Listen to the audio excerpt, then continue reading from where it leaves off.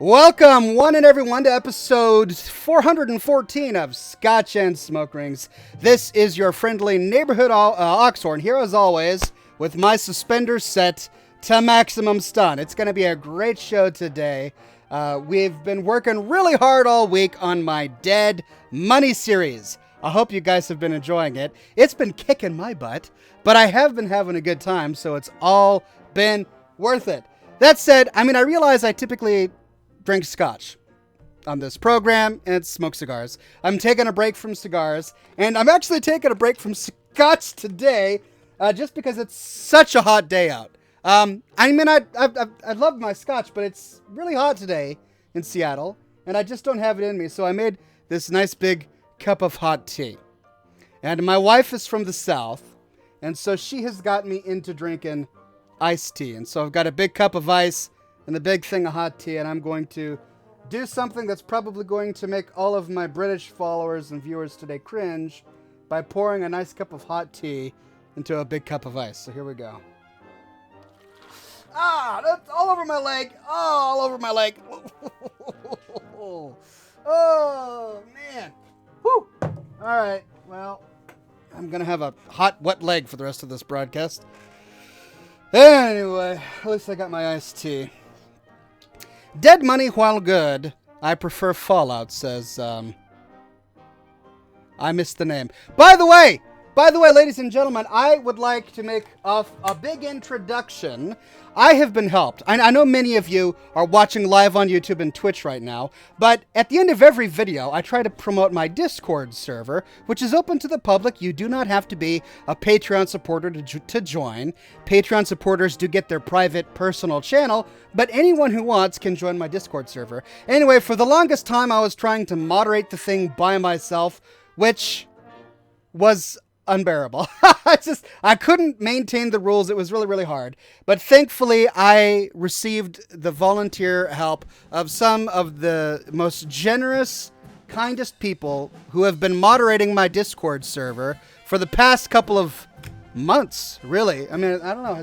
It's been a couple of months. Anyway, they're joining me today to help me read all of your questions. One of the big problems that's been frustrating me is it used to be, I've been doing this show for almost 10 years now, and I've been able to read almost all of the comments that I get and then answer them personally. But now that my channel is exploding, I'm unable to read all of the comments. They just fly by and I don't get them.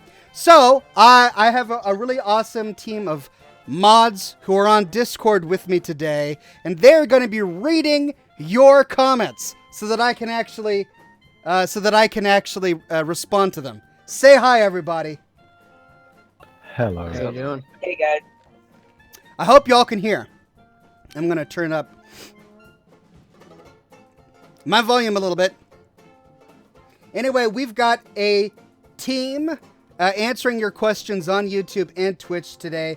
We've got Argon, Bored Out of My Mind, Paul, and Reveries helping me out today. They're going to be tackling YouTube, Twitch, and Discord. So I've got all of my bases covered.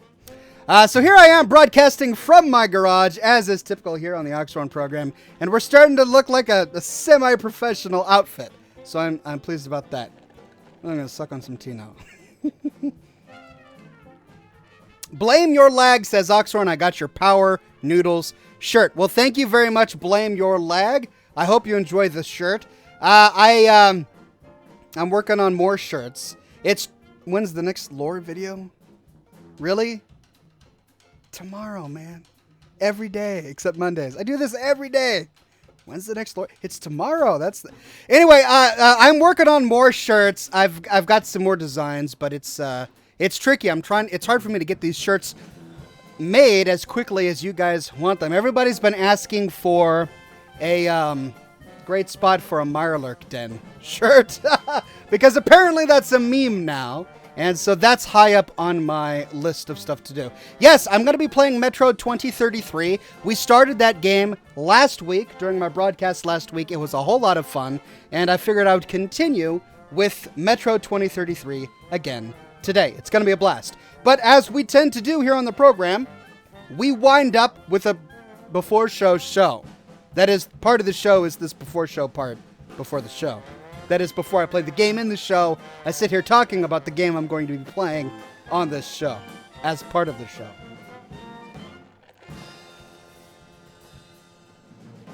Right. Well, mod team. Are there any great questions out there? No? That is a great response. This someone else is on Discord. So this is I an will be on experiment, momentarily. ladies and gentlemen. We're experimenting to see how this is going to work.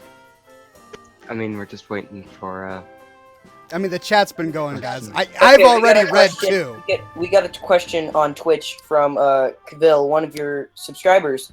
He's asking, Metro is Fallout, Moscow soon after the bombs are dropped, right? It's not set in the Fallout world, so don't confuse the two. It's a completely different franchise, but it is in a post-apocalyptic setting. It's based on a novel, and it's set in a post-apocalyptic world that's got nuclear fallout and zombies and strange creatures that have evolved and dark ones, and it all takes place. Most of it takes place underground in old Russian metro tunnels. So it's a different franchise, but it's got a similar vibe to it, which is why I thought it would be a great fit for this channel. I've been having a lot of fun with it. Anyone else? Omegalodon63 asks, will you ever be doing Skyrim lore? That's a great question. It's one that I get a lot. I did one Skyrim lore video a while ago. Probably a year or so now. I did a lore video on Malborn. I don't know if anyone remembers Malborn, but I've beaten Skyrim. I live streamed myself beat Skyrim on this channel over a year ago, and it was a lot of fun. The last time on this program when I said that I beat Skyrim, I angered the Tamriel crowd. I really did. They just got all upset. Rah, rah, rah. You can't beat Skyrim. All right, I get it. Yes, you can't beat Skyrim. I get it. But I beat Skyrim, and and when I beat Skyrim, I live streamed myself playing it, and I tried a few lore videos in Skyrim, and they did okay. They didn't quite take off as much as my Fallout videos. And since I enjoy a post-apocalyptic setting more than a fantasy setting, I'm probably going to be sticking with Fallout and games like it for a while. I may tackle Skyrim at some point, but for the moment, I'm sticking with Fallout. Okay, Ox, so this is a question I also have. The Predator 1 is asking, have you or do you plan on playing The Witcher? Another great question. I have never played The Witcher. I've heard great things. I probably am not going to be creating content about The Witcher anytime soon, just because for me to be able to sit down and make a lot of content, I have to be comfortable with the world, comfortable with the gameplay, understand it, having played through it before, and that takes a long time. By the way, thank you very much for the tip, Jack.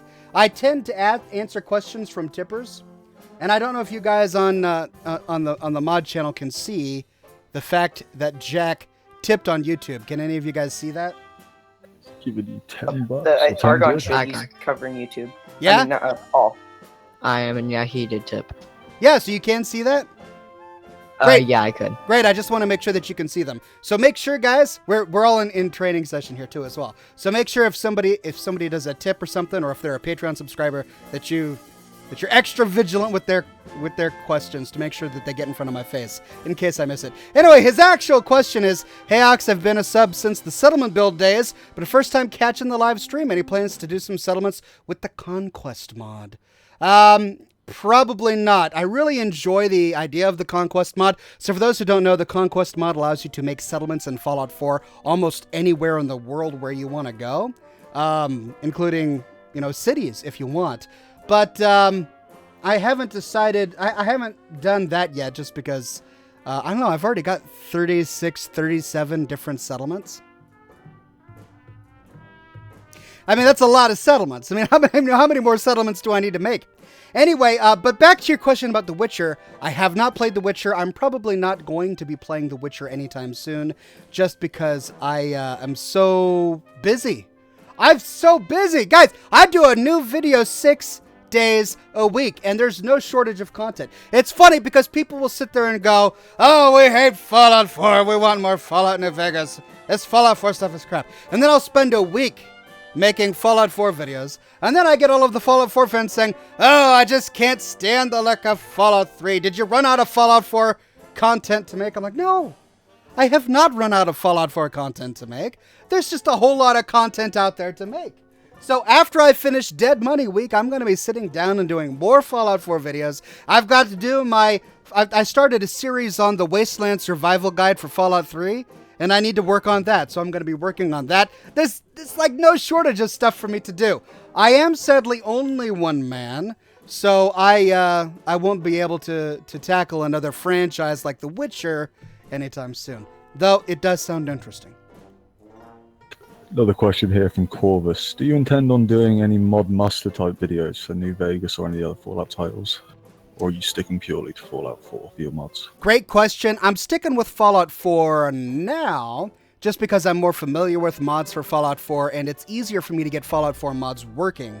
I do have a list of all of the mods I use for Fallout 3 and Fallout 4 in the description of every video that I publish. So for those of you who are wanting a list of the mods that I use, I do have those available.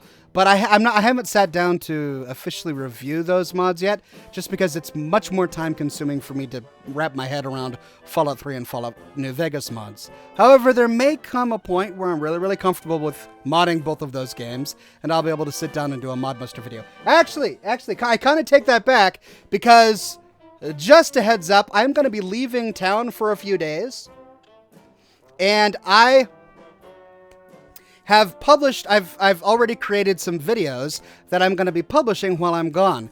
And one of those videos does cover 3 mods for Fallout New Vegas. So there you go. There's kind of a mod muster video happening in a couple of days for Fallout New Vegas.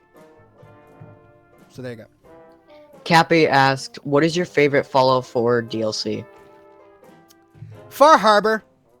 I mean, I like all of them. Far Harbor is my favorite. It's got the story, it's got the depth, it's got the continent, the loot, it's got the feel, the story, it's got everything. Fallout 4 was exceptionally made.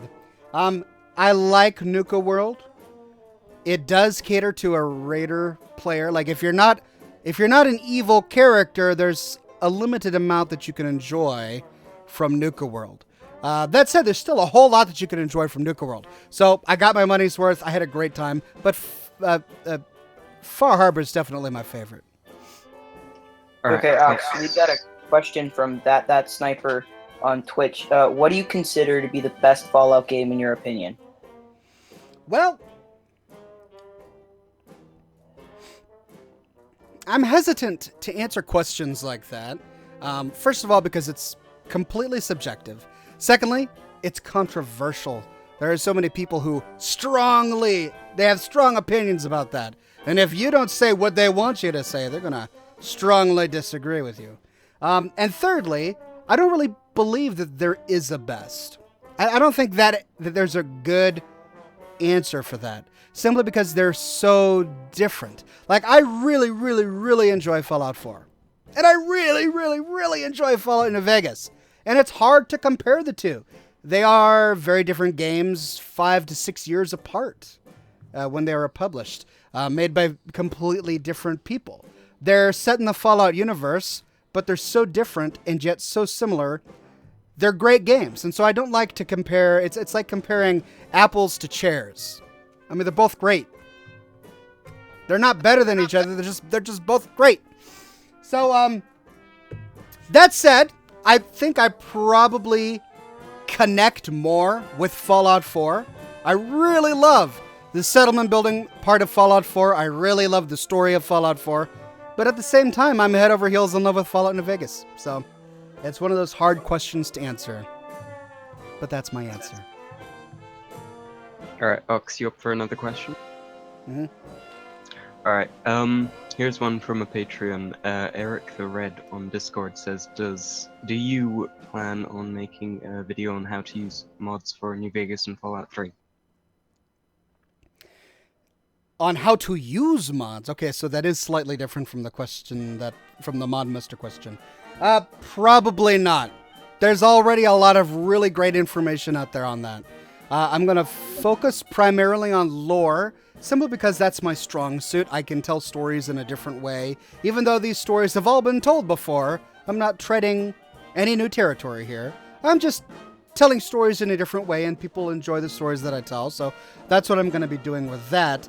As for modding, I'm a big fan of mods, but I'm not a big modder, and the tutorials that I have made in the past have been about gameplay mechanics and not necessarily about modding. I did do one video on how to install mods for Fallout 4, but it's such a similar process for Fallout New Vegas and Fallout 3, I wouldn't know how to make a video different from that one.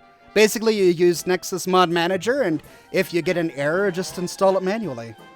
It's not that... there's a lot of great content out there already, is what I'm saying. If you really want the answer to that question, just Google it. That's all I would have done anyway. I think it's fair to give a shout out to someone like Gopher in that situation. I believe he's got videos on all of those. That's true. Got tutorials for all of the games. Gopher has been doing tutorials for Fallout New Vegas for years. He's been on it for a long time. And he's made his own mods for Fallout New Vegas. So he's a great one to tackle.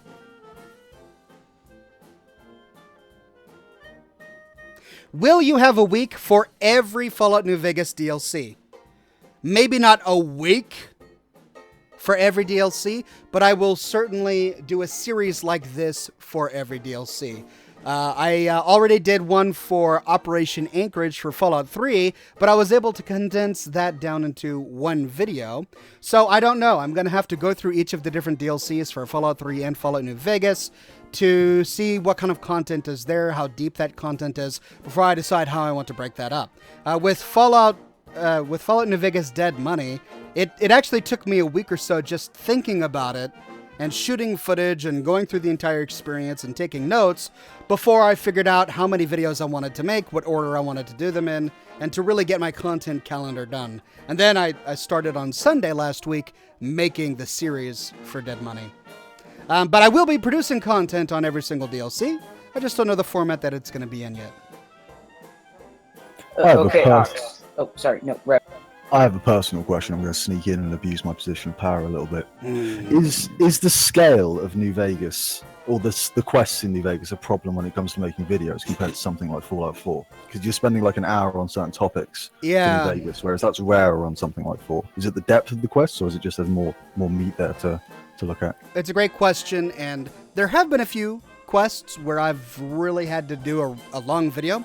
I did an hour-long video for Cabot and the Cabot House line of quests. I did an hour-long video for the USS Constitution, and I've done over hour-long videos, or at least 40 to 45-minute videos, talking about the lore of different factions, why the Institute is evil, why the Brotherhood of Steel is evil, so on and so forth. So there's certainly plenty of content in Fallout 4 that requires and even demands a really long video. With New Vegas, the reason most of my videos for New Vegas tend to be 30, 40 minutes to an hour long is simply because Obsidian did a really good job of making every location dependent upon every other location. So the way it'll go is I want to do a video on Vault 22. So I start doing my research on Vault 22, and I find out that there are 6 different quests that take you to Vault 22.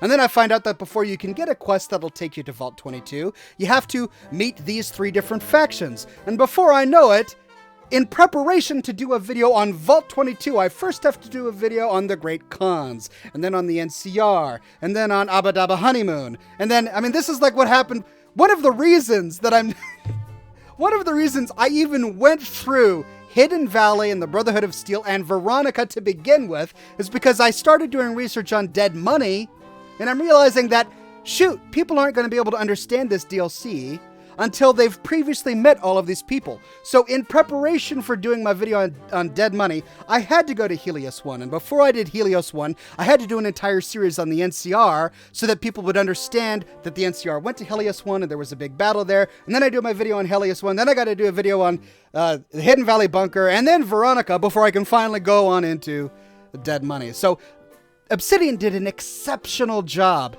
at entwining all of the different places and characters, making it feel like one big cohesive world. Fallout 4 is different. It's not worse, and New Vegas isn't better, and vice versa. They just choose to do their storytelling a little bit differently. Sometimes that's a great relief for a guy like me, because I can sit down and go, okay, I want to explore one location. I've got 30 minutes to an hour that I can devote to a game today. I'm going to go into Fallout 4, and I'm going to go explore a school. And after an hour of playing the game, I will have explored the school, killed the raider boss, read all of the terminals, gotten the story. It would have been really interesting, and I can go on my way. You can't do that in New Vegas. You go into one place in New Vegas, and suddenly you've opened up 15 different cans. So they're both great in their own ways. And so I'm going to do videos on all of it. And sometimes they'll be 20-minute long videos, and sometimes they're going to be an hour and a half long videos. It just depends on what the content needs. Okay, Ox, we got a question from M0703. What's your favorite companion from New Vegas, out of the ones you've reviewed so far? Because I understand you only got to a few of them. It's a great question. And it's early. It's early for me to say, because you're right, I haven't gone through all of the companions yet. I'm really excited about Cass. I'm really excited about the Mexican cowboy guy. What's his name? Diego, is it? Diego? I forget. The guy that we meet at Black Mountain. I'm really excited about both of those. That's Raul, Ox. Raul. Thank you.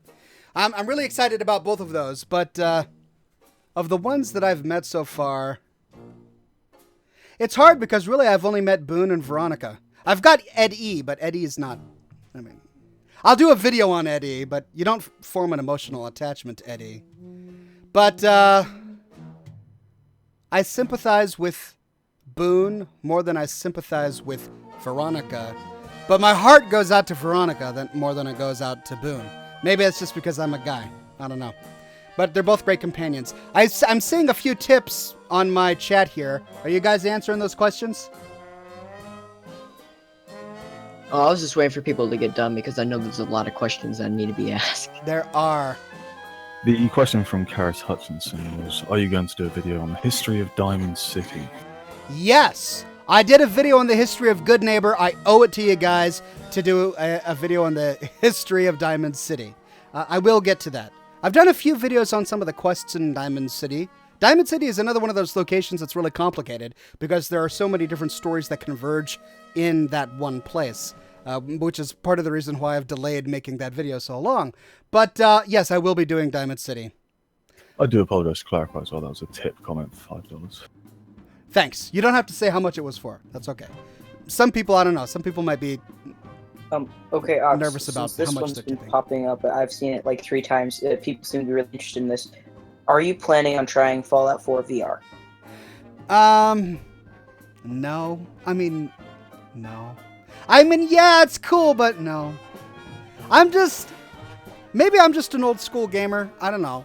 The whole VR thing is great. I would love, it's one of those things where I would totally go to the VR booth at E3 and sit down and play Fallout 4 and go, wow, that's amazing.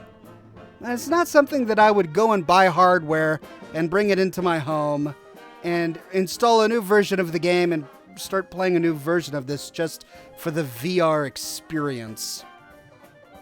Additionally, it's tricky to convey a VR experience via video.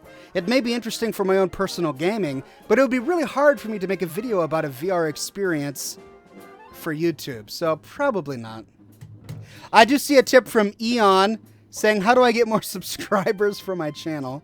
I typically don't answer questions like that, but one thing I do want to do is give advice to budding YouTubers, just because I think there are so many people who try to go about YouTube the wrong way, and I certainly don't have all of the answers. I can just tell you what I do. And the worst way to go about getting subscribers for YouTube is to ask for subscribers on YouTube. That's the absolute worst way to go about it. Going to other people's channels and leaving comments on their videos saying, please subscribe to my channel. I mean, nobody does that. Do you do that?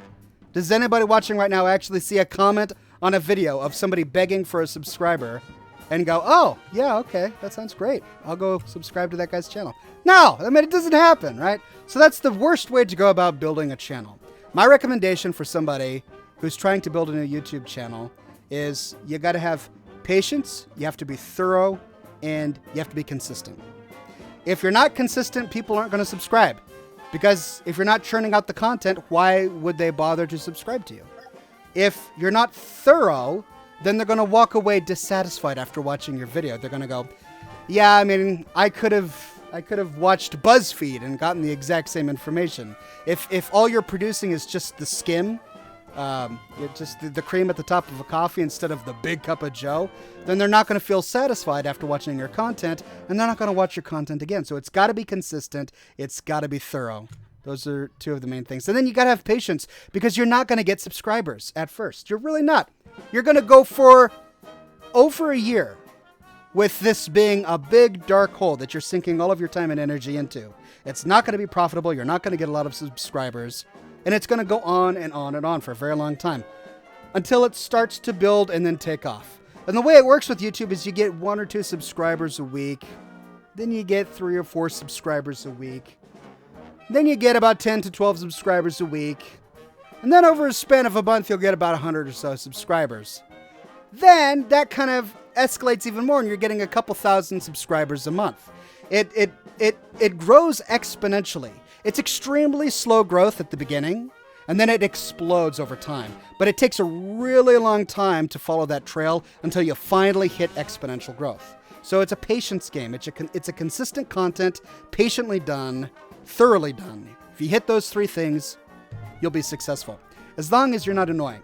I mean, if you're annoying and you're consistently annoying, you're not going to get any subscribers because you're still annoying. So you have to be able to look at yourself, just look in the mirror and say, am I annoying? Yes. Well, actually, I take that back. There are a lot of really annoying YouTubers that are successful, aren't there? Yeah, I take that back. You can be as annoying as you want and you'll be fine. You'll be fine. All right. Couple more questions before we go to the game. Okay, Alex Klonowski tipped you $10 on YouTube, and he had a suggestion for the Discord server. He said, I think you should add the Discord RPG bot. It is like a little game in the chat on Discord. And then, also your Dead Money series is going epic. Thanks, Discord RPG bot. I haven't heard of that. I have it on my Discord server. It's actually quite fun. It's really time consuming though. Oh. Wait, what? Is it time consuming? Is it time consuming for me or time consuming for people on the Discord server? Okay. Well, I don't care if it's time consuming for you. If you want to spend your time on my Discord server playing an RPG game, that's fine. But I just don't want it to consume my time. I don't have a lot of it. I don't have a lot of my time. But I'll look into that. If people are really interested in that, I'll look into that. All right. So this next question comes from Munch53. What would you be if you were in the Fallout universe? Super mutant, vault dweller, anything, etc. Like if I could choose? Most super mutants can't choose. They're just kind of... if you could choose between a race, that is, or a I could species. choose. Yeah, think being like sentient, like Virgil or or Neil or some of the other first gens who are still smart. Yeah, but even... the only super mutant who chose to become one was Virgil, as far as I know. Most of the others had it thrust upon them. But, I mean, I would be human, I guess. I don't know if I'd want to be a vault dweller. The thought of living in a vault does not sound good to me. I like the courier a lot. From New Vegas, I like... because he's just a normal guy. He's a mailman. He's got a normal job. He's delivering mail, and then he gets shot in the head. And his world changes. I like that. I like that guy. If okay, hold on. I see a comment from Pitt, who leaves a wonderful tip. Thank you very much, Pitt, and says, if the Fallout 4 Brotherhood is evil, then is the NCR evil? When you get to Lonesome Road, listen to Ulysses. Also, Chief Hanlon has amazing points. I've heard every word Chief Hanlon has to say, and I'm not convinced. Chief Hanlon is one of those guys who was so tired of the struggle. He's one of those guys who went into the struggle with an idealistic presupposition that it would just take a few good years of hard work and you'd come out victorious.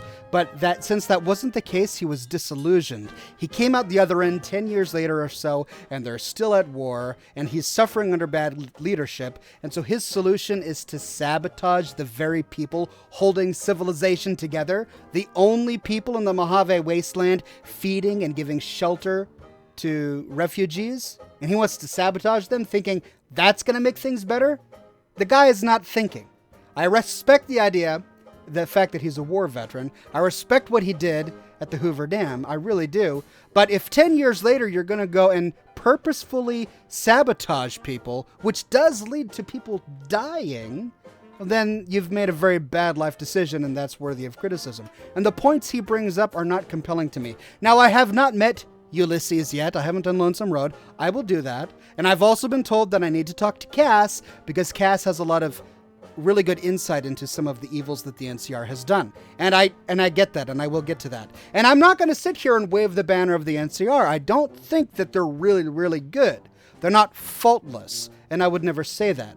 But when compared to every other faction in the Mojave Wasteland, the result of what they are doing has led to the greatest amount of freedom, the greatest amount of wealth, the least loss of life. Now, they're not perfect. They have killed people. They have done evil things. They have forced farms. They have annexed people. They have done bad things, and they suffer from really horrible leadership. I get it. But they are the only ones who are actually trying to help people who are pathetic. And that's what you need to look at. Who's helping the pathetic people? The people without homes, the people without wealth, the people without friends, the people who have no reason to stay alive, the people whom Caesar would trample with his horse if he had one in the Mojave, simply because they're not worth the air that they're breathing. Who's helping those people? And only the NCR and maybe the followers of the apocalypse are helping those people.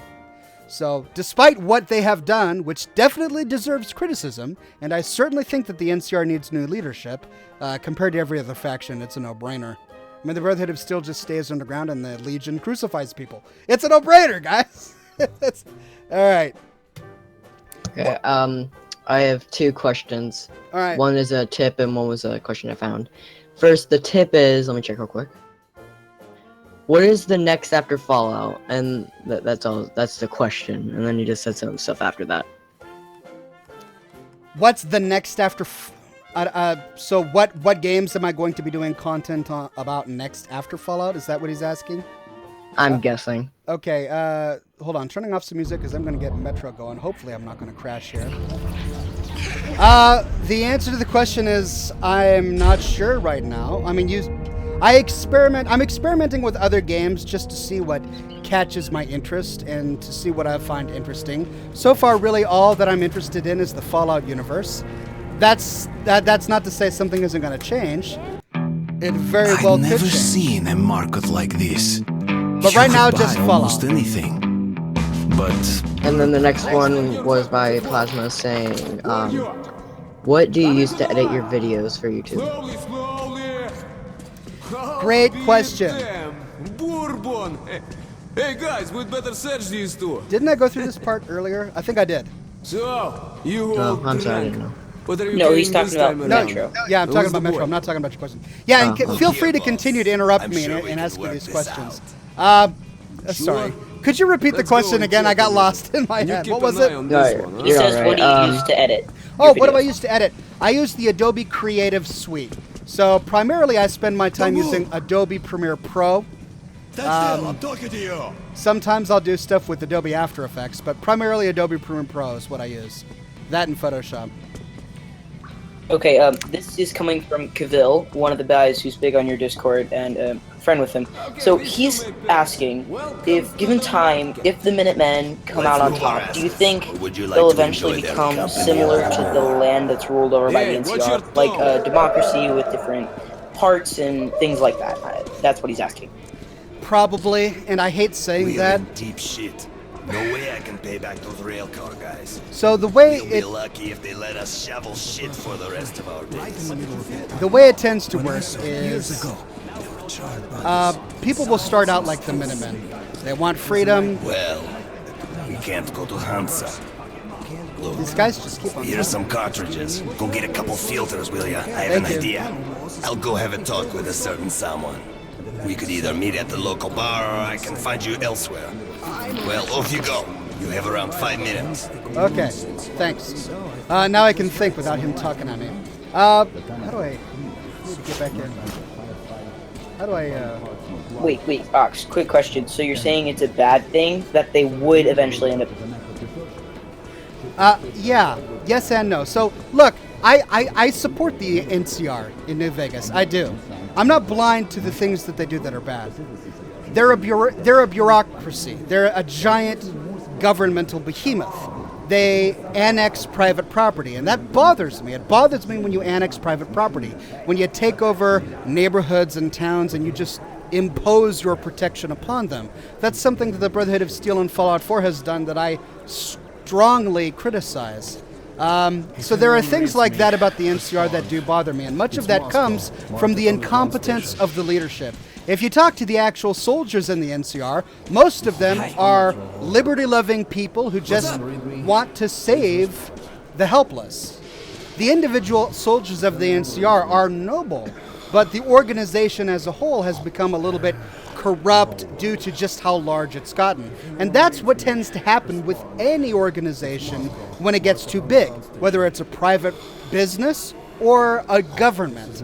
And that's what we actually discovered with the Minutemen before you take over them. So the Minutemen in Fallout 4 were led by corrupt generals who were only looking out for themselves. And that led to a lot of the lack of organization, which ultimately led to the Minutemen crumbling. When you get your hands on it, you and Preston are the only two Minutemen. And since you're really small, you can turn that into something beautiful that helps a whole lot of people. Oh, doing well. But I am not, I recognize that as the Minutemen grow and become more dominant in the region, that there's, the more people get involved in a project like that, the more chance that you're going to envelop people who have selfish desires and goals. And when that happens and they become part of your organization becomes less trustworthy. Okay, Ox. So this is a follow-up that I found here on Twitch. What would happen if, your general, he's a good-hearted, good man, how would his power be used if people like this started coming into, the Minutemen? Was it Mama? Well, the only way to perfectly eradicate corruption from an organization is to use authoritarian means. And I disapprove of authoritarian means. So, in that sense, the only option is to allow things to become so bureaucratic and corrupt that they eventually collapse on themselves, which is a really frustrating thing for me to have to admit. But the way I would think about it is, if I'm general of the Minutemen, I, at the moment, have a nearly authoritarian grasp of the Minutemen. It's not a democracy right now. I'm a general. It's a military organization. I give orders, soldiers follow. And I don't like the idea of the military governing a people. So what I would do in a situation like that is I would encourage a Commonwealth provisional government to grow alongside the Minutemen, a government where the people rule themselves, and then the Minutemen being as a military wing of that government, which enforces the laws of that government. And this is why law is so important. If you don't have laws, and if you're not a government of laws, then strong personalities will rule, and anytime strong personalities rule, you'll either have a wonderful, amazing culture, or totalitarian dictatorships that are incredibly dark. And you never know what it's going to be. You might have a really good king, or you might have a really bad king. It just depends on who inherits the throne. That's why those kind of governments are not acceptable in today's day and age, or in a post-apocalyptic world, which is why you got to have an elected government. That's why I would hope for a resurrection of the Commonwealth Provisional Government, with the Minutemen not ruling, not governing, but simply being used as a military force to protect the people that created that government. This is Moscow Metro. Am I playing a game? I think I'm playing a game. Please respond. Let's see if I can find my way into the... I'm still taking questions. I'm just slightly getting distracted. Look at this. I got a turnstile. That's cute. But I can't go through. It's all you, Argon. What? Everyone reads me. Respond. It's Moscow. Mark it on the ground station. If you were in Fallout 4, what would you do for a living? This is Moscow Metro. Over. If I was in Fallout 4, what would I do for a living? Well, I'd likely be a scavenger or a farmer. And this is something that's really funny to me. I'll sit down and I'll make a video on why I think raider culture is really bad. And then I'll get all of these people coming by and saying, oh, raiders are just living for themselves. They're doing what they need to do to survive and yada, yada, yada. If I was in this world, people don't realize that if you really were living in a Fallout world, what's the likelihood that you would be the sole survivor? That you would be the Porter Gage, that you would be the likelihood of that being you is so incredibly small as to not even be an option. The most likely option is that you would be the farmer that the raiders are stealing from. The most likely option is that we would be born either a Diamond City citizen, if we're really, really lucky, or a homeless scavenger without food or family who is begging in the streets to survive. That's the majority of people. That's likely what we would be. So if I were to answer honestly, I would likely appear, if I'm lucky, as a farmer with land who's trying to make a living for himself, or as the resident of Diamond City. That said, of course, I could always cast that off and become a wastelander. Most wastelanders die. The corpses we find around the Commonwealth, what are they? They're scavengers, they're farmers, and they're wastelanders, settlers and wastelanders, right? Those are the people who are most often the victims of raiders and people who are doing experiments upon them. So it's one of those things where we have to suspend disbelief a little bit to be able to believe that we would be able to waltz into the Commonwealth and, pull out a 10mm pistol and rule the wastes. But that's why it's a game, right? That's why it's a game. Okay, Ox, we got a question from that one guy here on Twitch. He's wondering, didn't all the people you've mentioned make themselves, they built their own lives? They didn't simply be born into that role. And I know they were programmed that way, but, if you think about it, in the real world, they would have built themselves up to be that way. So he's just wondering, if they built themselves up to be that way, how, why would you end up as a simple farmer or scabber or something like that?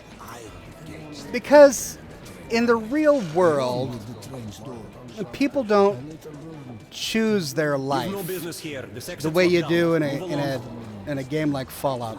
In the real world, you kind of take on a role, and that role is indoctrinated into you by the family that you're raised with, the values you're brought up believing, the school you went to, the media that you consumed, that you were allowed to consume. All of that kind of goes into molding who you become.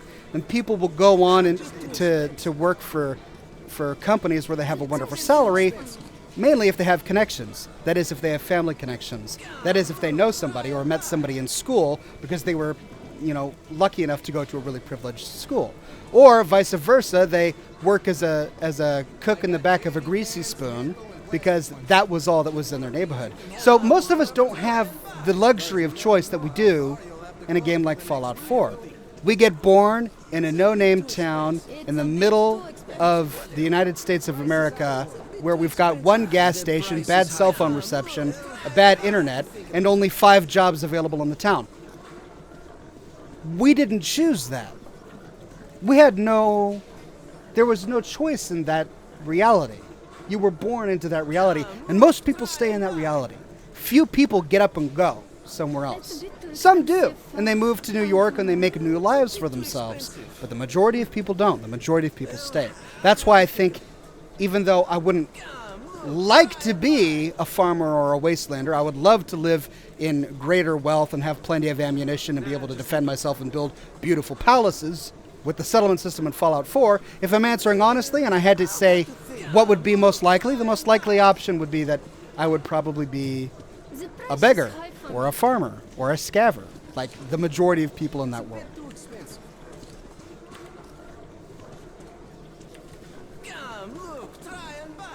Argon, you go. From a storytelling perspective, aside from the main quests, which side quests and storylines would you say were the best written and most captivating? Gosh, you know, I thrive on the side quests of Fallout 4 and Fallout New Vegas. I've been doing all of the side quests. Every quest I've done, most of the videos that I've done. Passage is open for residents and local workers only. Okay, well, I guess I can't go there.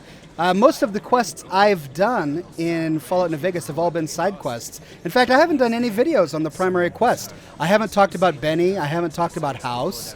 I've been focusing on all of the side stuff going on, which is actually the NCR and the Legion. All of that is really kind of the side story. The main story where you go and get revenge on Benny and you go to House, that's the primary story, and we don't really tackle the factions until later. In Fallout 4, I really enjoy the companion stories. I like Nick Valentine's detective cases.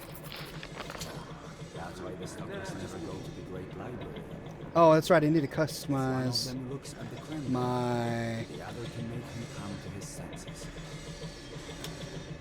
Do I have a silencer? I think I have. Ooh, what's that? Extended barrel. Yes. Ox, apparently someone's saying that your chair may be moving the curtain. Maybe Yeah, what saying can I do about your it? chair's kind of moving the curtain and we can see the lighting behind it. That's okay. It's actually not lighting. It's boxes. Yeah, I realize I'm breaking the illusion right now, but I am in a garage. It's just a big stack of boxes. Someday I will have a proper studio. Someday. Okay, I have that installed. If I install that, that was a silencer. I don't need a silencer, so I'm going to get the extended barrel. Then optics, sight, reflex sight. Ooh, I'm going to get that. Oh yeah, totally get that. And then that. I'm still listening. Go ahead, talk.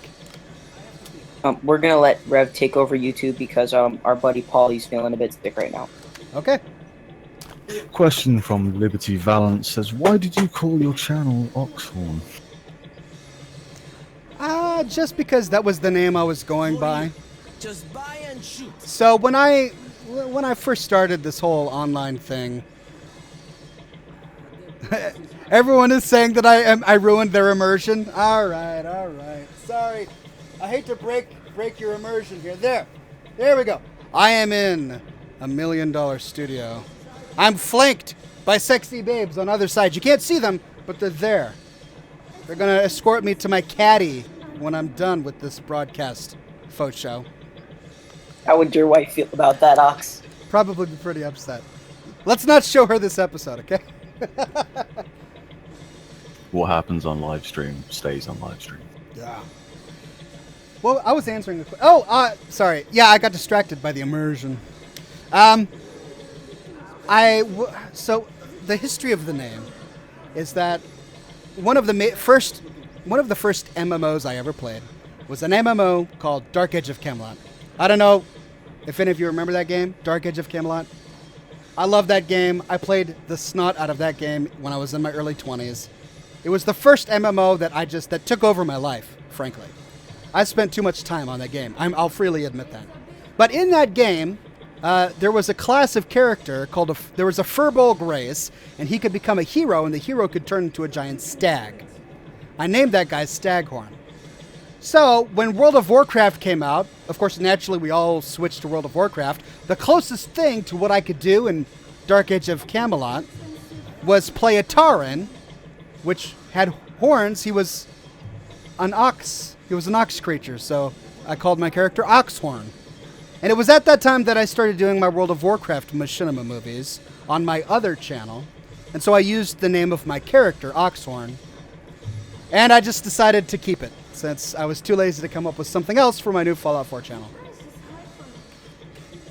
We're going to take it back a second with a rather simple question from Trusky over here on Twitch. He's asking, what's up and how are you liking Metro? Just buy and shoot. I'm liking Metro very well. And I'm still getting it. I'm still trying to get it. Just buy and shoot. I'm trying to customize my weapons, and I got enough caps. Sorry, I've got enough lead. Is that what I'm selling him? I just upgraded my right bullets. So I've got this guy, and is this it? I don't want to purchase. I'm trying to customize this, but it's asking me to purchase, and I don't understand why it's doing that. Are you joking? Yours is exactly the same. There. Yeah, see, why can I customize that, and I can't customize that? Oh, there we go. I just clicked on the wrong thing. Okay. Anyway, I am enjoying it so far, but this is my second time playing it, so I don't know a whole lot about it yet. What's this? Ooh. Laser sight, stock, easier to control, very nice. Heatsink fixes the gun's main problem, the tendency to overheat, by siphoning waste heat off of its barrel. Well, I guess I need that. And then let's go back and let's take a look at the... No, let's take a look at the barrel. I don't need a silencer, so let's go get a better stock. Okay, another question from that sniper. He's wondering what you think the best place for a Fallout 5 would be. Seattle. I say that a lot, and it's probably unfair for me to say that since I live here. but I think Fallout 5 should be in Seattle. Ergonomic grip. Oh, no. I've already got that. Stock. Laser sight. Spring-loaded stock created by the Smithy's Guns Wizard Recall. Oh, I can't afford that. All right, let's just get a laser sight.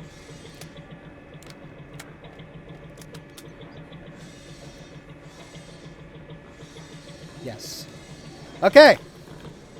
I am fully outfitted now. Can I go to a shooting range over here?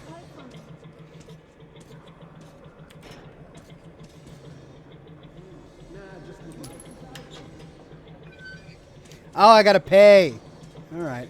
Ooh, look at that. Oh, man, I'm feeling it. I don't want to waste my ammunition, though. I only have one round? Oh, man. Hey, Ox, us on the mod team, we're just wondering if you want us to chill out the questions a bit. No, I'm fine. I'm here to answer questions for all of you guys. So that's part of what I'm here. I do get distracted, but I'm enjoying playing this game. So I'm also trying to, let's see. I probably got, just so everyone gets a heads, I probably got about 30 minutes to 40 minutes left, and then I need to sit down and finish my video for tomorrow. So my video for tomorrow is the big finale to Dead Money Week here on the Oxhorn channel. We're going down into the vault, and it's going to be a lot of fun. All right, let's go on to our mission. But go ahead, yes, ask questions if you want. You won't find better rates in whole Metro. Alright, since no one else has taken it, do you see yourself branching out to game reviews in the future? That one also comes from Eric. Probably not. Game reviews are not interesting to me because how do you review a game? It's like a game like Fallout 4. How do you review a game like that? Because you have to have an intimate knowledge of it. And most of the game reviews I've read have been so surface level, so shallow, and they've missed the majority of what makes a game like Fallout New Vegas or Fallout 4 interesting. Like the reason people play those games are not necessarily for how the guns feel and their choice of a dialogue system, although those things are important, but there's so much more, like the story. It's the story that sticks with people. I like to get more granular. I like to talk about specific stories, specific quests, and if I were to review things, I would probably review things in that way. So no, I probably won't be getting into game reviews.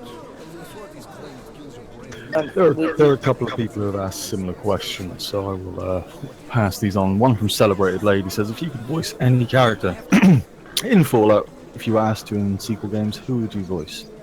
What type of character, I suppose, is the actual question.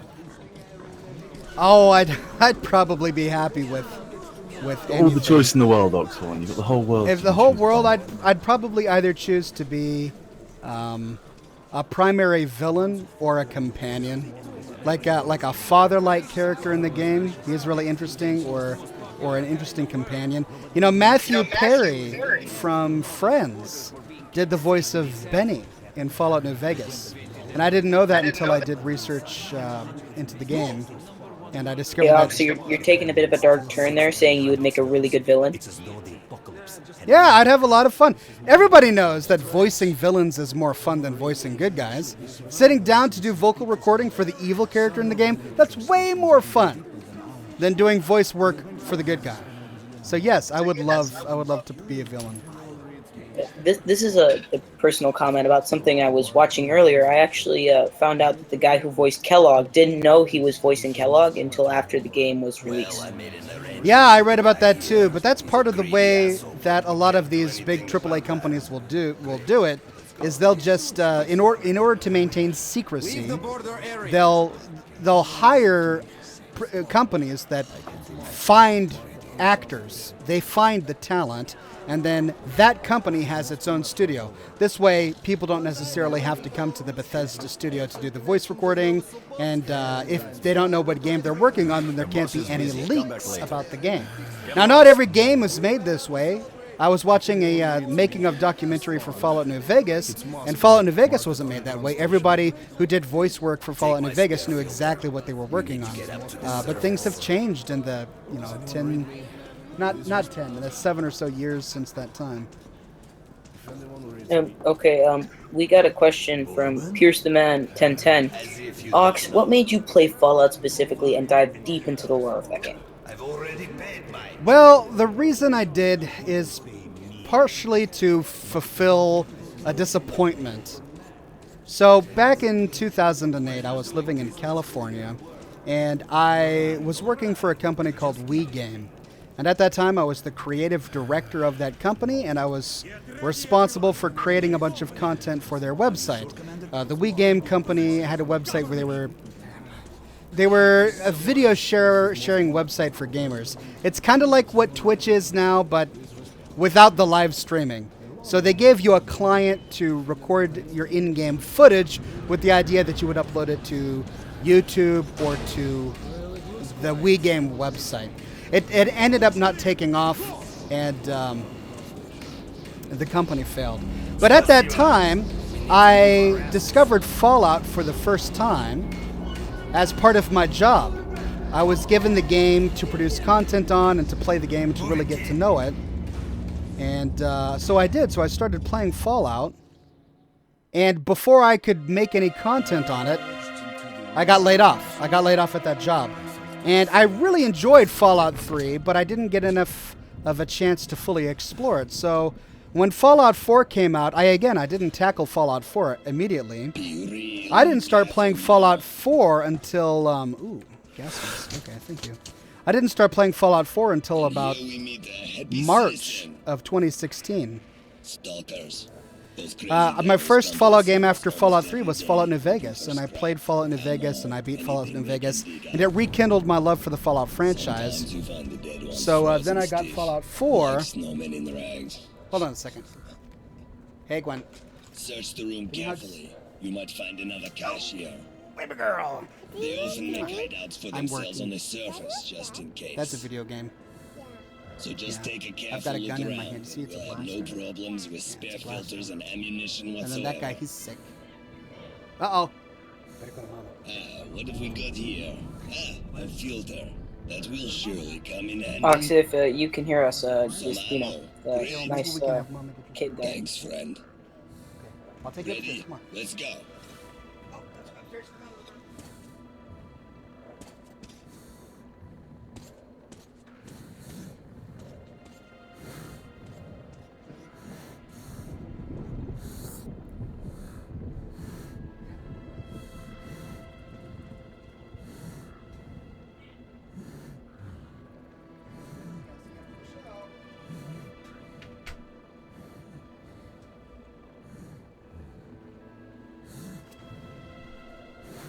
Did my character die?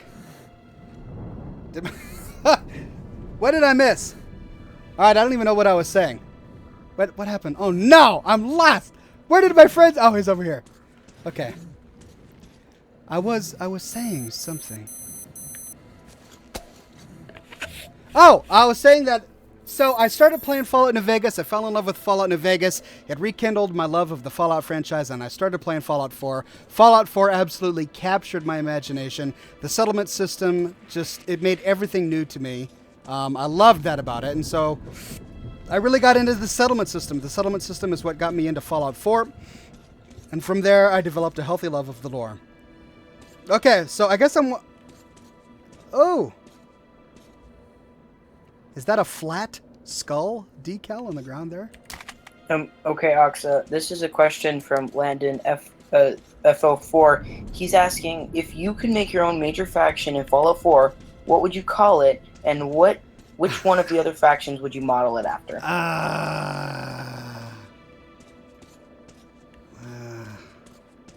Okay. Okay, let's see. Creative thinking. What would I do? What is that? Oh! Oh! Yuck! Disgusting! Okay, well, so here's the thing. I love the cause of the Minutemen, and I love the style of the Brotherhood. I love everything about the style of the Brotherhood. I love their arm. Oh no, a bomb!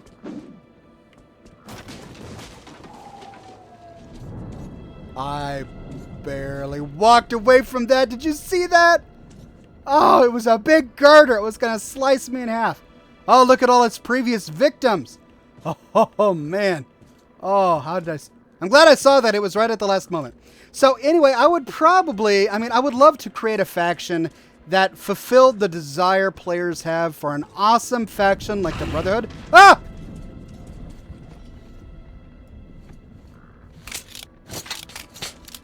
But without all of the ethical issues that the Brotherhood in Fallout 4 brings up. Oh, I've got a question from YouTube from Master Marowak. It says, what's the saddest story you've seen in the Fallout series? Well, so the story of Phyllis Daly is just heart-wrenchingly tragic. Did he say in the Fallout series or just Fallout 4? Fallout series. Well, I mean, I'm no expert because I haven't played Fallout 3 since 2008. I'm going through it again now. Ooh, whoa, I'm topside. Oh, look at this post-apocalyptic Russia. That is absolutely fascinating. Oh no. What are those disgusting creatures? There's a flying thing too. Oh man. Well, okay, so with Fallout 3, it's hard for me to answer that question because I haven't played enough of it, and I haven't played Fallout 1 or Fallout 2 yet, but I will. So really all I can answer is Fallout 4 or Fallout New Vegas. And in Fallout 4, the story of Phyllis Daly is just tragic and heart-wrenching. She's this grandmotherly figure who, at least in her mind, thinks that she accidentally killed her own grandson. Because he woke her up while she was sleeping and she had an itchy trigger finger and accidentally shot him. I mean, what's more tragic than that? It's just disgustingly tragic. And then, of course, there's the story of Arlen Glass in Fallout 4, which is, again, another tragic story. The poor guy worked at a toy factory, he loved kids. And he was heartbroken when he learns that the toy factory was using the toy factory to create landmines for the United States military. He felt that a toy company should not be doing that. And after discovering that on his way back home, the bombs drop right on his wife's house, and he loses his wife and his young daughter. So, I mean, yeah, that's a really tragic story, but then you've got the story of Boone. Oh, the story of Boone from Fallout New Vegas. The guy falls in love with this beautiful young girl from Vegas, and yeah, she's young, she wants the finer things in life, maybe she was a little snooty, sure. So the old cantankerous lady who was a little bit jealous about her beauty, who found her to be a little bit too annoying for her taste, sells her and the unborn child that she's carrying into a lifetime of sexual slavery with Caesar's Legion. And then Boone tracks his wife and child down to Cottonwood Cove, where he finds his daughter and his wife on sale. His unborn daughter, his pregnant wife, is on sale to the highest bidder. And so he kills her from afar in a mercy killing to spare her the agony of slavery and rape. I mean, how do I choose? These are all such horrible stories. Oh, it's breaking my heart just talking about them. All right, there was a safe up there, and I need to find a key. I couldn't find a key. Usually these... If I may interject, isn't these horrible stories, but they're really well-structured ones, make Fallout. They do. I mean, I'm glad the horrible stories are there. They add to... They give meaning to the world. That's what separates a good game like Fallout from many of the other shooters and even some of the other generic RPGs. Is a game like Fallout, it tells you the personal, private failures and struggles of individual people. These are real people. I mean, they're not real people, but they could be. They could be real people. The kind of struggles that these people have gone through are struggles that we've all gone through. I mean, maybe not having our loved one kidnapped and sold into slavery, but those things used to happen. I mean, they do happen in other places. Many of us may not be familiar with that, but still those things happen even in our world, just elsewhere on this globe. It gives depth to the characters. It makes the world feel bigger, and it adds meaning to what we're doing.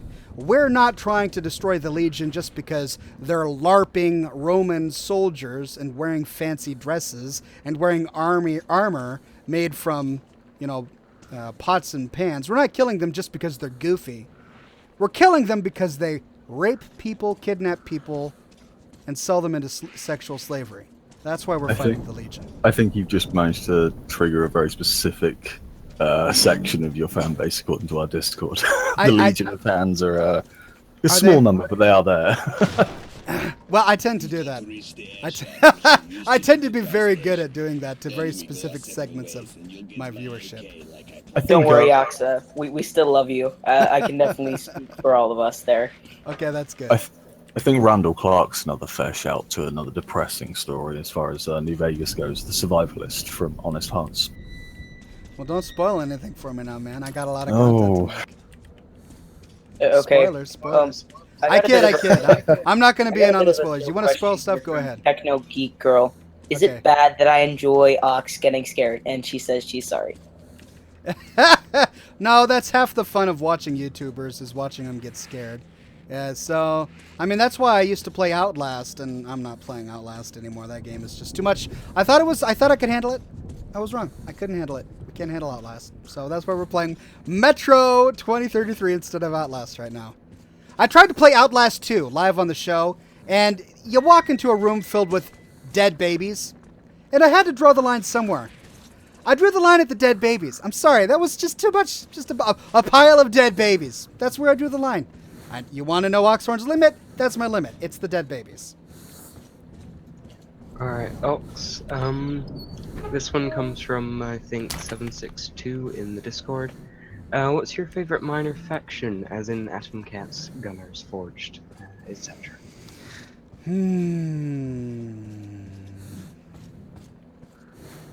Well, the Gunners are the most interesting, which is why I was able to dedicate an entire week to producing content about the Gunners. This Dead Money week is not my first content week. I've been doing a lot of weeks like this, and a week I recently completed was Gunner Week, where I covered every scrap of lore related to the Gunners. I'm going through all of my filters right now, aren't I? It's probably not a good thing. I'm running low. So the Gunners are interesting because they have a great structure. They've got a hierarchy. There's a lot of lore already. You find them all over the place. And I also really like the Children of Adam. They're so cool. Uh-oh. I wish I could learn more about the gunners. What? You want me to hide? Okay. Stay hidden. If we meet the beast in the open, We've got a tipped comment on YouTube from Cameron Rogu, I'm assuming how you pronounce that, who's actually asking how you get Fallout to run on Windows 10 or Fallout 3. He says to keep up the good work. Very quickly, I'd say Fallout 4, or the script extender, I believe, is what you need to play it. Is he asking about Fallout 3 or Fallout 4? He is, Fallout 3. No! No, I'm gonna die! Ah! Did I die? Am I dead? Oh no, the car fell in. Ah. And there's mud everywhere. Don't step in the puddles. You'll get irradiated and shit. I'm gonna answer your question. Don't worry. Hold on. Your target is a vent in the backyard. I'll take this opportunity of silence to recommend asking on the Discord server as well. You probably get a lot of help on there. Okay, so my answer is that Fallout 3 was really tricky to get working on Windows 10. Take a look at the doc. Yeah!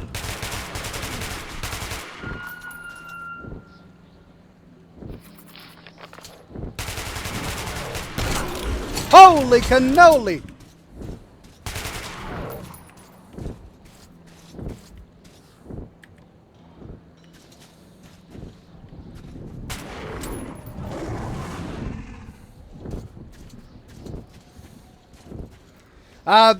Check out the document that I publish with every single video that I publish, and it's a list of all of the mods I use for Fallout 3. And in that document, I give you everything you need to get Fallout 3 working on Windows 10. I'm out of ammunition, aren't I? I'm out! Ah, for my SMG. That's a far more succinct answer than I managed. So. Okay, I got a very, very good one from Landon F04 again. He's asking if your beard is your source of power. It's part of my source of power. I've got a set bonus going on. Oxhorn doesn't appear until Oxhorn wears the hat, the beard, and the suspenders. Then I appear from nowhere. That is my set bonus. That is the source of my power. Like Samson, if you were to chop off my beard, I would be a mere mortal. We've got another tipped comment from YouTube from a McLovin Sexy Cheeseburger. Who says Conjures up an awful image there, but go on. Says he's a huge fan. If you, as a sole survivor, woke up tomorrow, what would your gear be in the world? My gear? What would your personal choice of armaments be? I believe was the core of that question. Power armor, man. Oh, I'm all about power armor. Okay, where's my light? How do I get my light? I forgot the torch. No, I changed filters again. Doggone it. Power armor, man. I just love everything about power armor. Keyboard. Use defaults. I think that's the only reasonable answer. I did F. Okay, just to add on to that, what kind of power armor? All right. Well, why isn't it not working? I like the Exo 1 power armor just because it's the best. I don't like the look of the Exo 1, and I never have. It's too bug-y. Does that make sense? I really like the look. Oh no! That's not what I wanted to do. There we go. This has more, so I'm not going to swap it out. Nope, I don't want that. I do want that first aid kit, though. My favorite looking power armor is the T60. I love the way the T60 looks. I also like the T45. I've never been terribly fond of the T51. I realize that T51 is the pinnacle of human engineering, of what the Americans built, but it just looks kind of weird. It looks too jazzy to me. Does that make sense? Oh. I've always felt it looked rather goofy.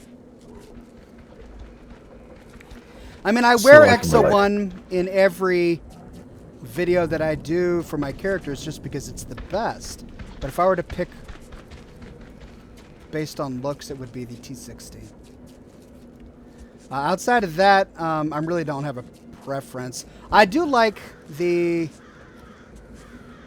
marine armor. Oh no, my friend. Is that my friend or is that someone else? I like the marine armor from Far Harbor. Well, I guess that guy just took off somewhere. Is this my friend or someone else?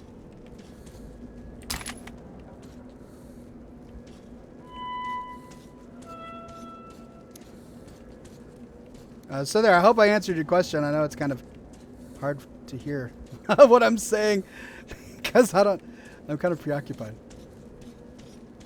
But I hope that answered your question. Alright, do you plan on making a full profile video on the Lone Wanderer and the Courier and the Soul Survivor that's from Guan Ying Ting?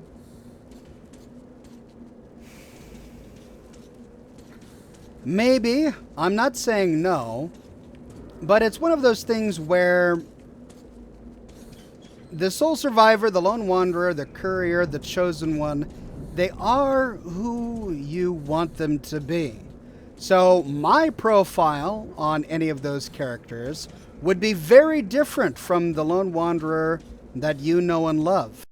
And I can see right now I'd get a lot of comments from people saying, this isn't my Lone Wanderer, this isn't my Courier. And they'd be right, because he wouldn't be. Now that said, there is, of course, history for each of these people set in stone, but it's all kind of, we already know it. Like, the female Soul Survivor was a lawyer. That's it. A lawyer and a mother, that's all we know. Oh, hey. Sweet.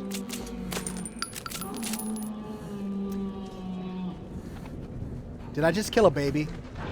I did! I did! I killed a baby and there's the mom! And it's a mad mom. So we got another question on YouTube here from Not C, who asks, Oxhorn, what do you think the next Fallout game should do differently to Fallout 4 that in your opinion will make it a superior experience for consumers? Say that again. What change would I want to make Fallout 4 a better experience? Yeah, what change would you do to Fallout 5 from Fallout 4 in order to make it a superior gaming experience? Well, I know that everybody was all up in arms about the dialogue. Hold on a second. Nope, this one's better. Oh wait, I was here, wasn't I? Yeah, I was here. And honestly, the dialogue issue never bothered me.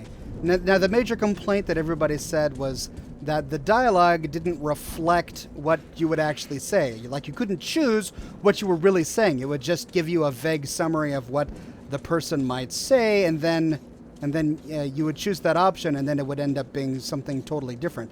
And they didn't like the idea of a voiced Soul Survivor. I actually really like the idea of a voiced Soul Survivor. I may be alone in that, but I like the voice acting that the Soul Survivor did, both the male and the female one, and I like being able...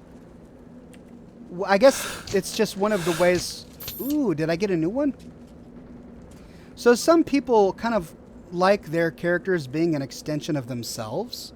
They like seeing their character as them, what they would be like in that world, what they would do. And that's not how I play. When I play, I'm not playing an extension of myself. I'm playing somebody else. It's a completely different person.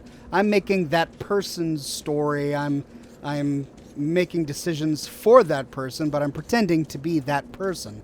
I'm not pretending that that person is part of me. That's why I've never understood the criticisms when people will say, what are you doing playing a female character? I mean, I play both male and female characters. I have them all, and I mean, I don't think of myself as a woman, which is why I'm playing a female character. That would be weird, I guess. But many people have that kind of criticism. But that's just not how I play. So that, for those reasons, it's... Yeah, I would save if I could. Did you see that? I can't save.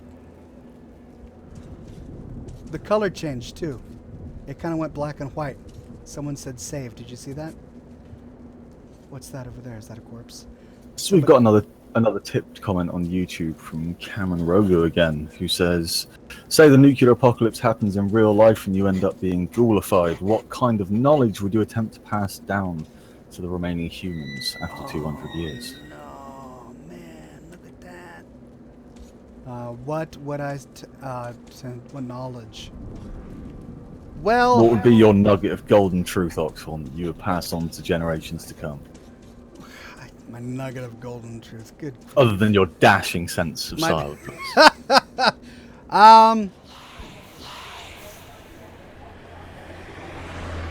Hold on, I'm having a moment here. Do you hear that? I'm getting a Dunwich Borers moment here in Metro 2033. Okay, before I keep going forward, I better answer this question.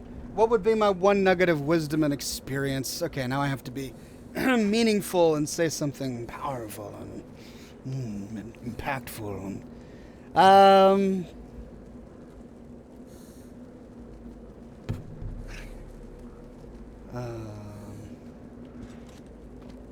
Don't be lazy. That would be my nugget. I think all of the world's problems stem from laziness. It all comes from from being lazy. Envy is just a form of being lazy. You're too lazy to work for what your friend has, so you're envious about it. It just all comes from laziness.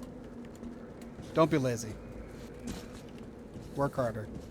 Don't be afraid of work. Don't let people shame you into thinking that you're working too much. Work is good. Don't be lazy. There you go. That's my nugget of wisdom.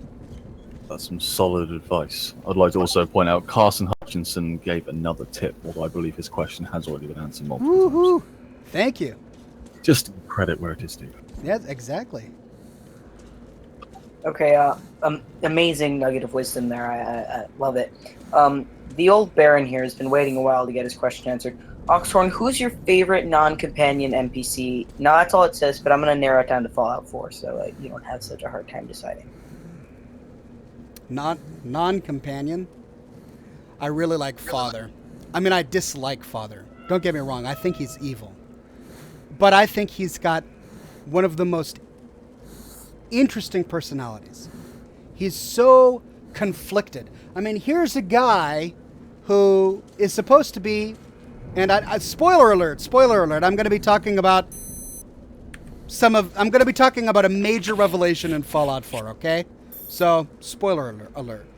But here's a guy who becomes... Here's a guy who becomes director of the Institute. He was raised in the Institute. He is an Institute man. He was bred to become that guy. He lives and breathes it all. Ooh, an arrow pointing down. There's an arrow pointing down. Why is there an arrow pointing down? All right, I'll go down in a minute. But at the tender age of 60 some odd years old, he decides to release a mother or father he has never known. He decides to produce a boy synth version of himself, and when all is said and done and the Institute is destroyed, this guy who thinks that all synths are machines, gives his only remaining parent instructions and begs that parent to take care of the synth version of himself because he says that he deserves a family. This is a guy who thinks all synths are machines, who aggressively goes after escaped synths because he sees them as property, and yet he asks you to become family?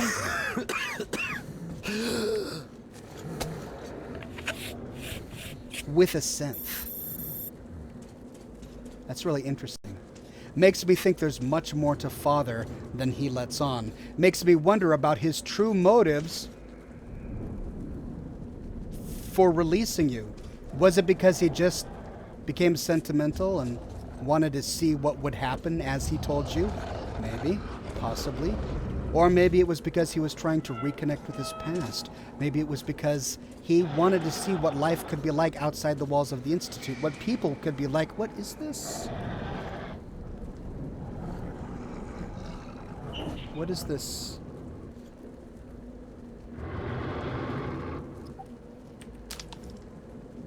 Okay, if you're up for another question, George Maroff asked something that you already answered. Where would the game take place? And I'm just gonna say Seattle, just so he knows. And what would the main story be if you were creating Fallout 5? What is this?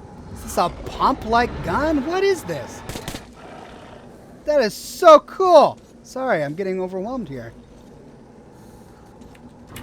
What would the story be if I was creating Fallout 5? What is this? All right, but I can't hold more than 3, can I? I don't know if this is a rare weapon or not. I'm hesitant to dump it. Well, I don't have any ammunition for the SMG, so I'm just gonna. If that is my SMG. I can always buy another SMG. Okay, to answer your question. Ooh, light. I'm hearing something. What would the story be? Okay, now I gotta come up with a story for an entire game? No pressure. Don't do an entire story, just like a synopsis of how you would do it. Synopsis. I've got a creature growling at me, man. This is a synopsis for a game, okay. Well, I would, Just to interject slightly, as it's related to that question, Gerald the Sea Lion on YouTube is asking about this and says the reason for Kellogg's, or the possible reason for Kellogg's interjection was because he's obviously in San Francisco and you see San Francisco during his memory section at the Memory Lounge. Is that San Francisco? I mean, he likes San Francisco. You see the sunlights. Golden Gate Bridge out the window. That's right, you do, don't you? He's from San Francisco. Wow. I would like to see San Francisco. Oh! Dude! What? What?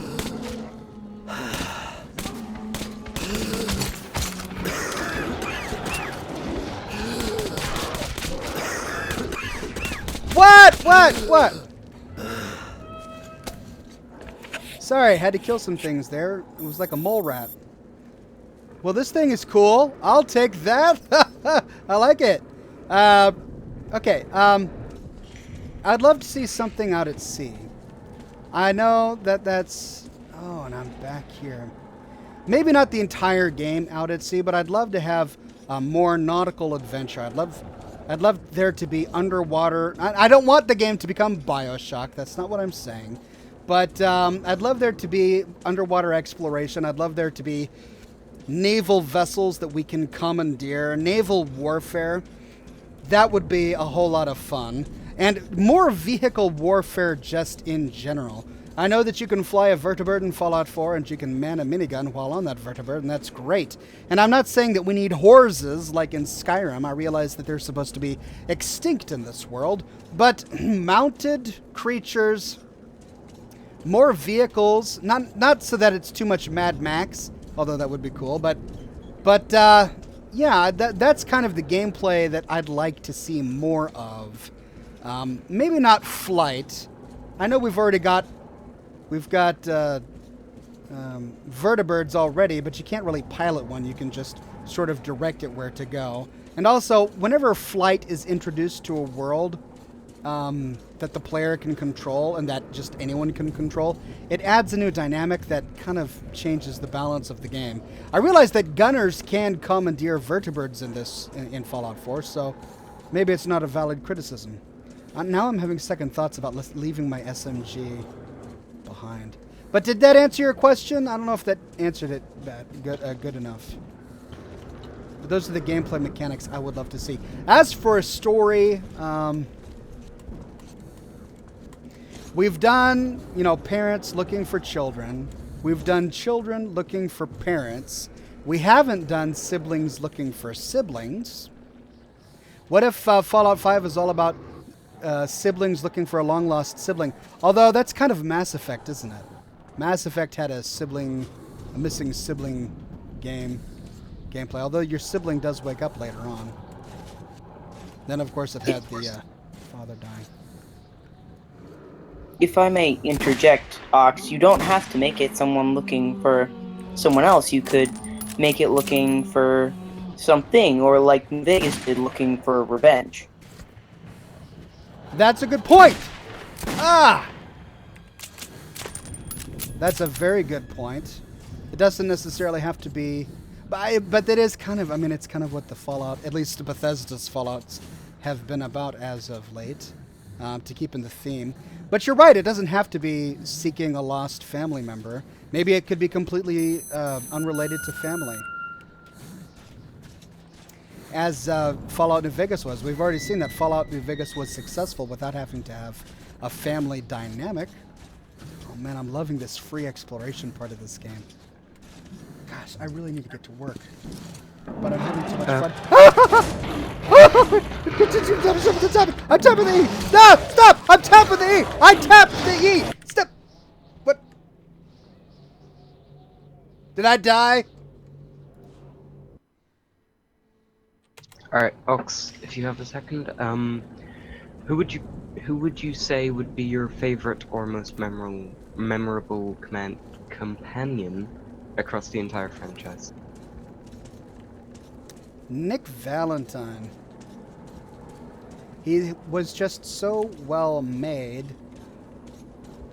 He's part of the main game. He's a big part of the main game and the Far Harbor DLC. I'd say that as far as any one singular companion, he's probably one of the most memorable, one of the most just everybody loves him sort of thing. No question. Not to say that there aren't other good companions. There are plenty of them. But you said most memorable.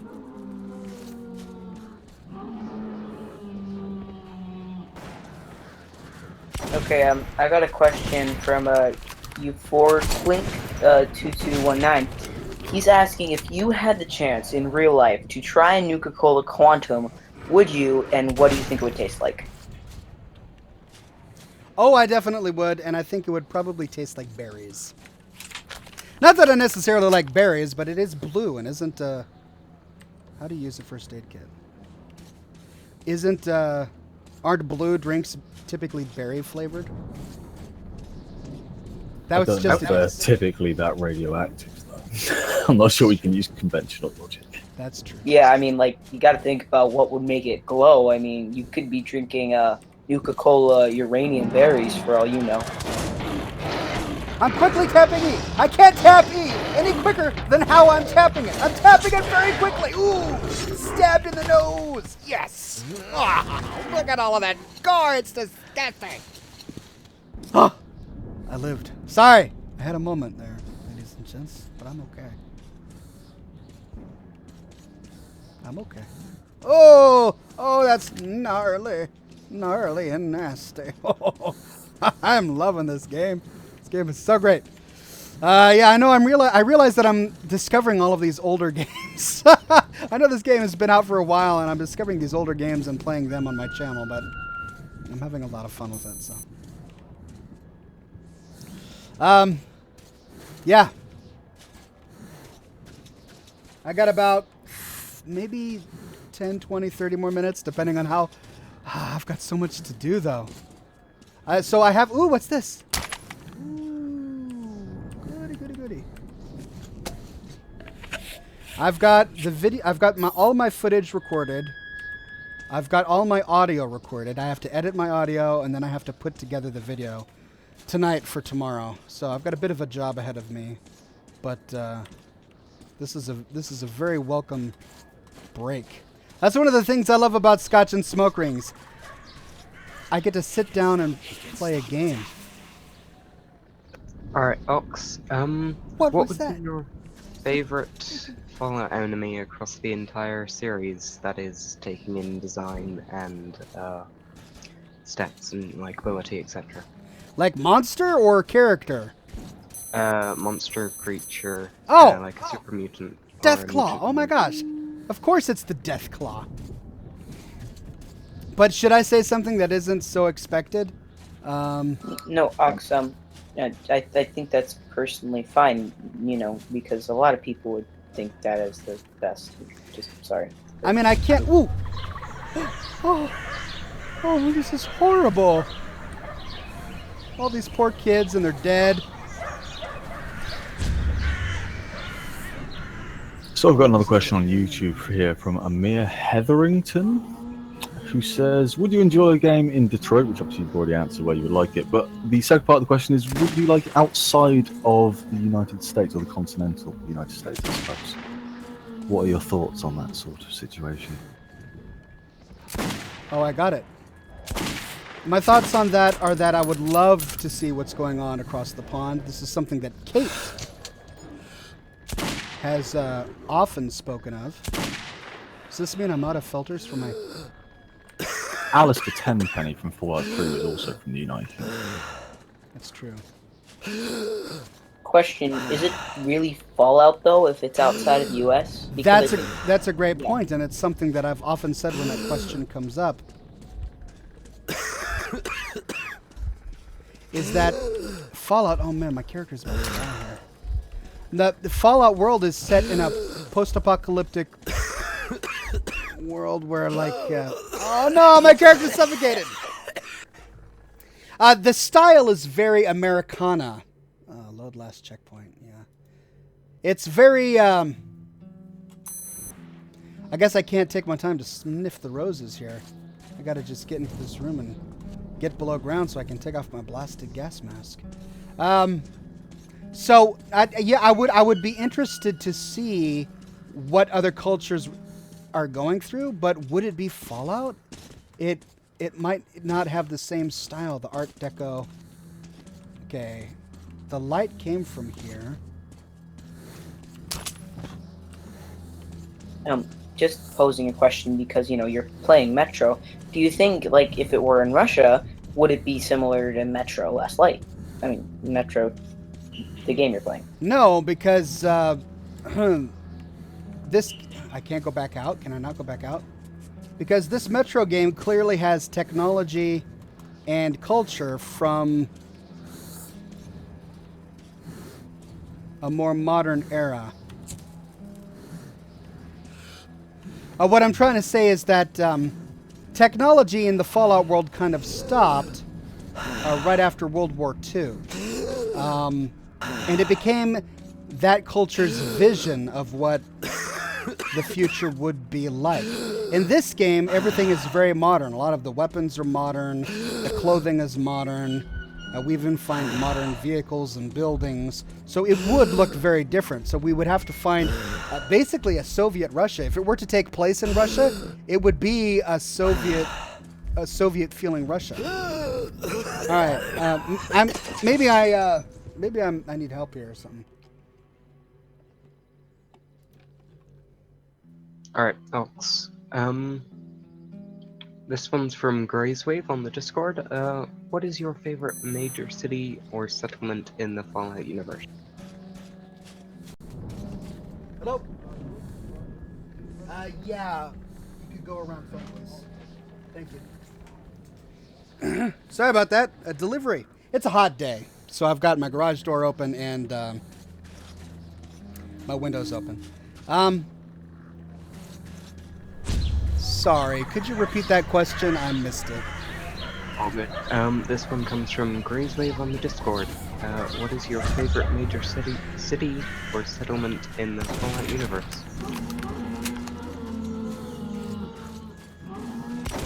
To be perfectly honest, I've never been fond of Megaton. It's okay. I really like Good Neighbor. I really like Diamond City. I guess I'm gonna have to go with Diamond City. Although I like Beacon Hill too. Beacon Hill is really great. We've got another tip comment on YouTube from William Goolsby. He says, Oxhorn, do you realise that the Institute make an appearance in Fallout 3?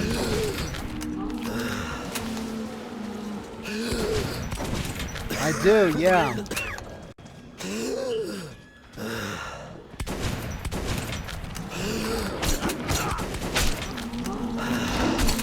I made a bad choice. I got a very good and very nice simple question from Techno Geek Girl again. If dog meat could be any kind of dog that you could choose, what kind of dog would dog meat be?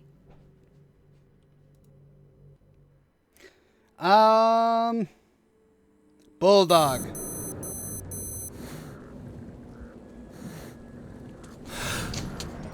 Oh, this is my last checkpoint? Alright, see if I can find gas mask. It would be I would love a bulldog. Wouldn't that be fun? But you're not going with the battle chihuahua. No battle chihuahua. Well, I'm in a tough spot, ladies and gents. I don't have enough air to keep exploring to find more air. And that's a bad position to be in. I want to mess with Rev a bit here. Hey, Rev, what dog would you choose? Because I think you'd be a very nice attack chihuahua person. It's got to be a mastiff or something else.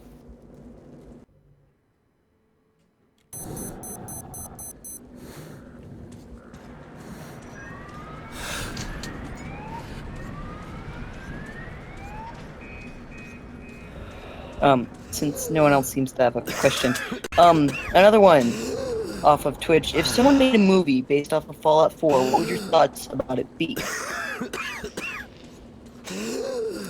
Well, I would not be opposed to seeing a movie based on Fallout 4, but I would also have low expectations, and I would probably be disappointed with the final result. So, I don't know. I'm going to have to end the broadcast, ladies and gentlemen. I can't seem to get beyond this point. I keep dying for lack of air. I may need to reload a previous save. Make sure you look around for more filters and change them when they run out. Great. Yeah, thanks for the tip, game.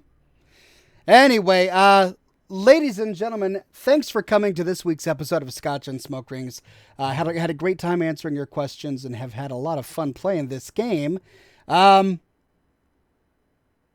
That's who he keeps taking his mask off because he ran out of filters. Yeah, I'm not taking it off. The game is taking the mask off my face because I ran out of filters. So my goal is to find more filters, but can't seem to find any more. Anyway, I'll figure it out. Thanks for joining me. I'll probably have to figure this out so that when I play it next week, I'm in a good position. So you might miss a little bit of the story for Metro. But it's been a whole lot of fun. Be sure Q&A is terrible. Well, let me know what you think about the Q&A portion. This is new. Press G. This is new because we're having a bunch of having mods help me with the questions is great because I can answer more of your questions. I can actually see more of your questions this way, so it's been a welcome thing, a benefit for me.